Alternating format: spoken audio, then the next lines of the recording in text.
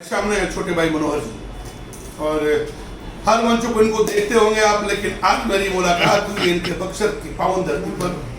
बहुत छोटा सा एक सवाल है इनसे, आप ये बता दीजिए मनोहर बाबू कि आप गीत गाते हैं, आपको कैसा फील होता है जब गीत गाते हैं? देखिए भैया, गायक जब प्रस्तुति वही रखता है, पहले तो अपने आप को अच्छा लगना चाहिए, फिर ये भी सोचे कि उसकी भावनाएं कैसी है, फीलिंग्स क्या है और किस प्रसंग पर गीत है, वो अपने आप को कितना अच्छा लग रहा है। तो मैं तो सबसे पहले ये सोच के ही गाता हूँ भैया कि मुझे कैसा लग रहा है वो गीत। अच्छी से बताइए कि अगर आपको कहीं लगता है कि हम को बहुत पैसा मिल रहा है और लोग कह रहे हैं कि आपको बहुत गंदे गीत लेकिन गाने होंगे, इसके पैसे आपको बहुत ज्यादा मिलेंगे, आप क्या चुनेंगे? नहीं देखिए भैया, क्या आता है, पैसे से तो आदमी का एक तरीके से गायकी तो नहीं हो सकती ना। गायकी का अलग विषय है। गायकी का मतलब कि अगर हम गा रहे हैं, मुझे जो अच्छा लग रहा है वो धंधा करना अलग विषय है, लेकिन गायक बन के अपने आप को प्रेजेंट करना, प्रस्तुत करना, ये अलग विषय है। मैं आपको समझा दूं कि उन्होंने आज बहुत अच्छी बात कही कि गायकी करना अलग बात है, धंधा करना अलग बात है। यानी उन धंधेबाजों को मैं एक बार कहना चाहता हूं कि अपने मुंह पर जोरदार तमाचा है जो आप गंदे गीत गाकर समाज को बर्बाद करते हो, या अपने गंदे गीत जो समाज में परोसते हो। यानी आप गायक नहीं, धंधेबाज हो सकते हैं लेकिन कलाकार नहीं हो सकते। और मुझे भैया, तो मैं हमेशा आपको देखता रहता हूँ और ये बड़ा गर्व का विषय है कि भोजपुरी को साफ सुथरा करने में कोई एक व्यक्ति फ्रंट पे खड़ा होकर काम कर रहा है तो वो आप हैं भैया। और ये सिर्फ हमारे लिए अच्छा नहीं, कुछ ऐसा गीत हम लोग बनाने की कोशिश हमेशा करते हैं जो हम अपने घर के बीच में सुन सके। हम मानते हैं कि हमारी श्रोता जरूर ऐसी है कि जो उनको चटक गीत या फिर उस टाइप के गीत जो मिलियंस देते हैं, पैसे मिलते हैं, बट लेकिन उसके विरोध में कहते सब कोई खड़ा नहीं हुआ आज तक। लेकिन आप भैया, हमेशा मैं देखता रहता हूँ आपको, आप फ्रंट पे खड़ा होकर काम करते हैं और भोजपुरी के जो गंदे गाने वाले गायक हैं या फिर जो गंदे बजाने वाले जो साउंड वाले हैं, मैंने हमेशा आपको फॉलो किया है। आप उनको रोकते हैं, तो सबसे पहले तो भैया आपको बहुत बधाई है, मेरा बहुत प्रणाम है। इस मुहिम में आप लोग को भी आगे बढ़ के काम करना चाहिए। अच्छा, कुछ लोग ऐसे हैं जो आके कहते हैं कि आप चंद फेस चमकाने के लिए करते हैं या पैसा कमाने के लिए करते हैं। बात समझिएगा, आज मैं उन लोगों की बात रखता हूँ। तो मेरे भाई, आपको मैं बताता हूँ, मेरा कोई यूट्यूब चैनल नहीं है जिससे मैं बहुत पैसा कमा लूँ। तीसरी बात कि फेसबुक पर भी मैं बहुत डेली वीडियो नहीं डालता जिससे बहुत पैसा आ जाए। तीसरी बात, अगर पैसा आ जाता है तो गलत क्या है? मैं गलत करके कमाई तो करता नहीं हूँ, फिर आपको दुख क्यों होता है? लेकिन मेरे उन समझदारों से एक बात और उनके सामने एक बात रखना चाहता हूँ कि अगर आपको लगता है इस काम से फेस चमक जाता है और पैसा भी आ जाता है, आप तो बुद्धिमान हैं, आप तो मार्केट में आ सकते हैं, ऐसा काम कर सकते हैं रोड पे उतर के, आपका फेस भी चमक जाएगा, पैसा भी मिल जाएगा, पॉकेट भी गर्म हो जाएगा, बुद्धि भी ठंडी हो जाएगी। तो अगर आप चूड़ी नहीं पहने हो, साड़ी नहीं पहने हो, अगर बिंदी नहीं साटे हो, तो बैठे क्यों हैं? आ जाइए, चमका लीजिए चेहरा और कमा लीजिए पैसा। क्या मेरा तर्क गलत है मनोहर जी या सही, आप बताइए? नहीं भैया, तर्क गलत का कहीं प्रश्न नहीं उठता है। आपके जो कार्य करने की जो शैली है लोगों को पसंद आती है और अभी तक भोजपुरी में कहने वाले बहुत हैं कि अश्लील गाने आ रहे हैं। फ्रंट पे खड़ा होकर काम करने वाला कोई नहीं था आपके अलावा। आज मैं खुले आपके थ्रू मैं जितने भी श्रोताओं को भी कहना चाह रहा हूँ आपके माध्यम से कि जब आप गंदा सुनेंगे तो उनका मनोबल ऊंचा जरूर होगा।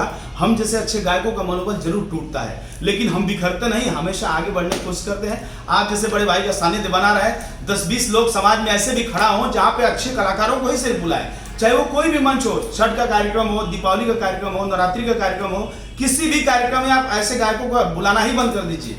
मेरा यही निवेदन है। और बड़े बड़े जो प्रोड्यूसर हैं, जो बड़े डायरेक्टर हैं, उनसे भी निवेदन है कि नंद किशोर भैया से कुछ ना कुछ आप जरूर सीखिए कि अच्छे गायकों को प्रमोट करना आप लोग चालू कर दीजिए। सुनिए, इन्होंने तो जोरदार तमाचा समाज को भी दिया कि आप ऐसे नवरात्रि के पूजन पर बुलाते क्यों है, सरस्वती पूजा के आयोजन पर बुलाते क्यों है? क्या उन कलाकारों को बुलाना जरूरी है जो आपके समाज में ही आकर आपसे पैसे भी कमाते हैं, आपको लूटते भी हैं, आपको गलियाते भी हैं, आपको लतियाते भी हैं और कहते हैं कि वो सुनता है तो मैं सुनाता हूं। कितने दिन ऐसी गालियां सुनेंगे आप? मैं पूछना चाहता हूं उन आयोजकों से, क्या शर्म नहीं आती आपको ऐसे कलाकारों को बुला के जो रोज गाली खाते हैं? सुन लीजिएगा, मैं नहीं कह रहा हूं, वही कलाकार कहता है ये लोग सुनते हैं तो हम सुनाते हैं। क्या इसी सुनने के लिए बुलाते हैं? आपकी बेटी बहनों को नग्न करता है, आपको खुलेआम गाली देता है और आता है तो आपसे पैसा भी लेता है।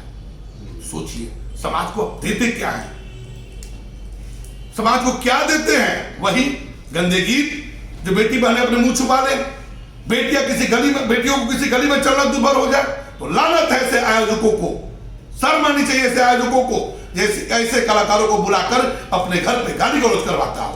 एक छोटा सा सवाल और करेंगे आपसे, आप देखते होंगे कि रामायण के कलाकार रामायण को अगरबत्ती दिखाता है और उसी रामायण को गाली देता है। आपको दिखाएंगे हम उस कलाकार के लिए जो उत्तर के साथ अपनी चौपाई पढ़ता है। इतना ही नहीं, कहता है कि मैं भगवान को बुलाता हूं, आते हैं तो क्या रामायण के गायक एक दूसरे व्यास की माँ बेटी रोटी करते हैं? उन माँ बेटी रोटी और नतनी की क्या गलती है जो एक व्यास दूसरे व्यास को करते रहता है? देखिए भैया, तर्क का तो जवाब दिया जा सकता है, लेकिन कुतर्क का तो कोई धरती पर जवाब ही नहीं बना। वो तो भगवान भी पीछे होंगे, वो तो कुछ भी बोल सकते हैं कि सीता जी को क्यों छोड़े राम जी, तो 10 ठो कुतर्क ऐसा ला देंगे कि उनको समाज में जो कम पढ़े लिखे लोग हैं उनको सिद्ध करा भी देंगे। तो उन सब विचारों पे तो मैं यही कहूँगा कि अगर ऐसे लोगों को न सुने या फिर अगर सुन भी रहे हैं तो उनको बांध के रखें कि हमारे मंच पे आप ऐसा प्रस्तुति नहीं करें। मैं खुद एक कलाकार हूँ, मुझे अगर लोग बोलते हैं कि मनोहर भाई आपको भजन ही गाना है तो मैं 8-8 घंटा मैं भजन भी गाता हूँ। अगर लोग मुझे कहते हैं कि भोजपुरी के शुद्ध गानों को भी गाना है तो मैं मंच पर खड़ा होकर गाता हूँ। पैसा कमाना वाकई में गलत नहीं, जैसे आपने बोला कि आप कमाते हैं पैसा, आप ये गलत नहीं है। न किसी के अंदर आपके अंदर नेतृत्व करने की क्षमता है तो ये आपका आत्मबल है, आपका ये भगवान ने आपको बना के भेजा है।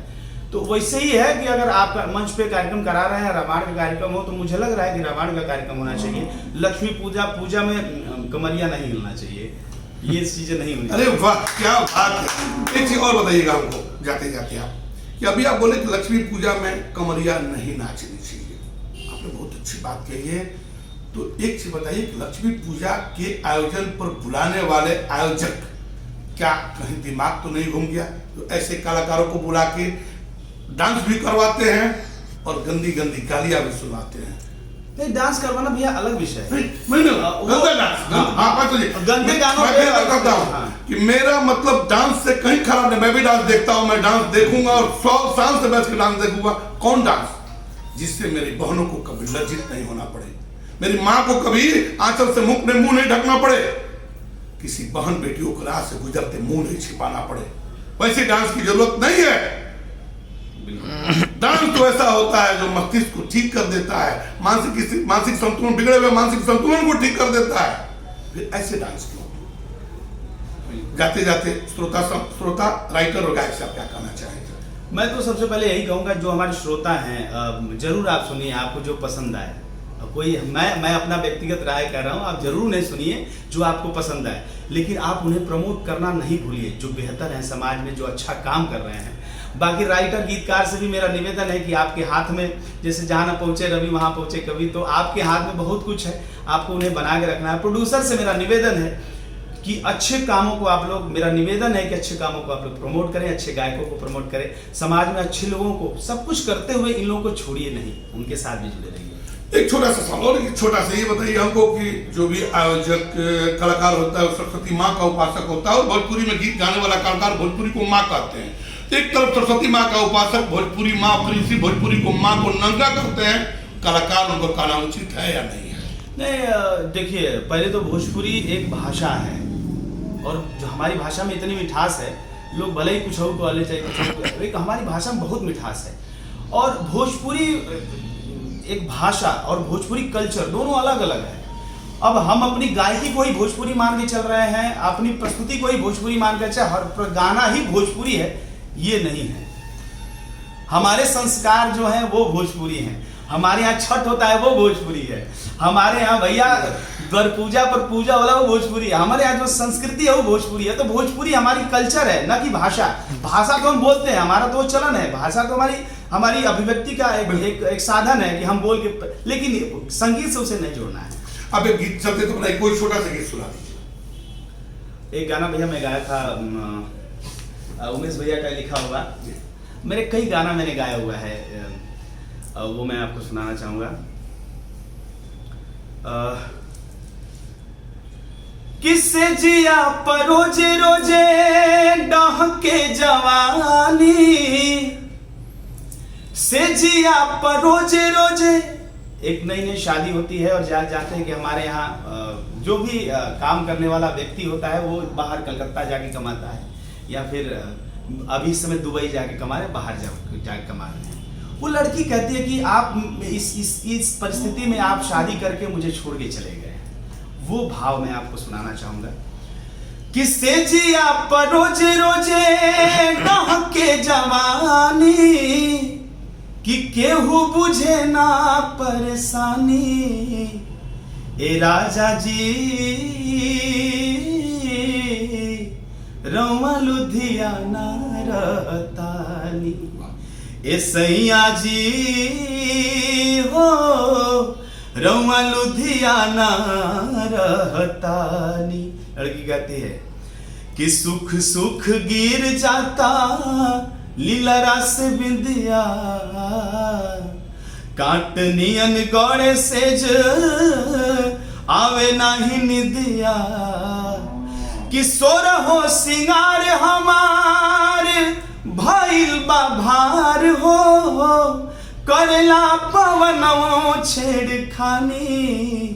ए सैया जी हो रौआ लुधियाना रह। एक देवी की खुश कर देवी गीत गाना था भैया।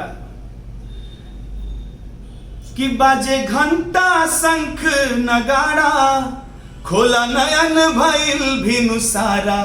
पुजरिया शोर करे माई हो, पुजरिया शोर करे माई हो, पुजरिया शोर करे माई हो, पुजरिया शोर करे।